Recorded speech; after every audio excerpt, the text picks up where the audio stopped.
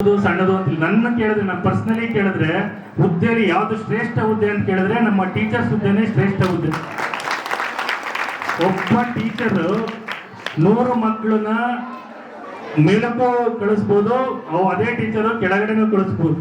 So ಇಡೀ ದೇಶದ ಭವಿಷ್ಯ, ನಾಡಿನ ಭವಿಷ್ಯ, ಸಮಾಜದ ಭವಿಷ್ಯ ಟೀಚರ್ ಕೈಲಿ ಇರ್ತದೆ. ಅಷ್ಟೇ ಅಲ್ಲ, ಟೀಚರ್ ಒಬ್ಬ ಹುಡುಗನ ಬುದ್ಧಿವಂತ ಮಾಡಬಹುದು, ಬಟ್ ಅವನಲ್ಲಿ ಒಳ್ಳೆತನ ಕೂಡಿಸ್ಬೇಕು. ಒಳ್ಳೆತನ ಅಂದ್ರೆ ಅವನ ಕ್ಯಾರೆಕ್ಟರ್ ಬಿಲ್ಡ್ ಮಾಡ್ಬೇಕು. ಯಾರೋ ಒಬ್ಬ ಓದಿ ಓದಿ ಓದಿ ಓದಿ ತುಂಬಾ ಬುದ್ಧಿವಂತ ಆಗಿ ಸಮಾಜಕ್ಕೆ ಘಾತಕ ಆದ್ರೆ ಅವನು ಡೆವಿಲ್ ಆಗ್ತಾನೆ ಸೊಸೈಟಿಗೆ.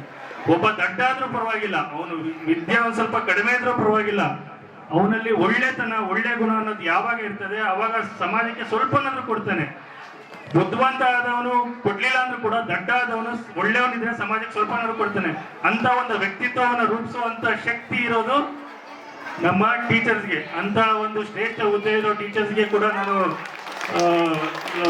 ಅವರ ಪಾದಗಳಿಗೆ ನಮಸ್ಕರಿಸ್ತಾ, ನಾನು ಈ ವೇದಿಕೆಯಲ್ಲಿ 2 ಅನಿಸಿಕೆಗಳನ್ನ ಹೇಳಲಿಕ್ಕೆ ಅವಕಾಶ ಮಾಡಿಕೊಟ್ಟೆ ಎಲ್ಲರಿಗೂ ನಮಸ್ಕರಿಸಿ, ಎಲ್ಲರಿಗೂ ಒಳ್ಳೇದಾಗ್ಲಿ. ತಮ್ಮ ಮಕ್ಕಳ ಭವಿಷ್ಯ ಹಾಗೂ ತಮ್ಮ ಭವಿಷ್ಯ ಒಳ್ಳೇದಾಗ್ಲಿ. 10 ವರ್ಷ ಬಿಟ್ಟು ನನ್ನ ಮನ್ಸಲ್ಲಿ ಏನಿದೆ ಅಂದ್ರೆ, ಇಲ್ಲಿ ಏನ್ ಮಕ್ಳು ಕುಂತಿದ್ದಾರೆ, ಎಲ್ಲ ಮಕ್ಳಿದ್ದಾರೆ, ಅವರು ಕೂಡ ಇಲ್ಲಿ ಯಾರು ತಾಯಂದ್ರು ಮತ್ತೆ ತಂದೆಯವರಿದ್ದಾರೆ, ಅವ್ರನ್ನೂ ಕೂಡ ಒಂದಿನ ನಮ್ಮ ತಂದೆಯವ್ರು ಕೂರಿಸಿದಿಲ್ಲ, ಇದಕ್ಕಿಂತ ದೊಡ್ಡ ವೇದಿಕೆಯಲ್ಲಿ ಕೂರಿಸಿ ಸನ್ಮಾನಿಸ್ತಾರೆ ಅಂತೇಳಿ ಒಂದು ಅಭಿಲಾಷೆ ಹೇಳ್ತಾ ನನ್ನ 2 ಮಾತುಗಳನ್ನ ಮುಗಿಸ್ತೀನಿ. Thank you so much.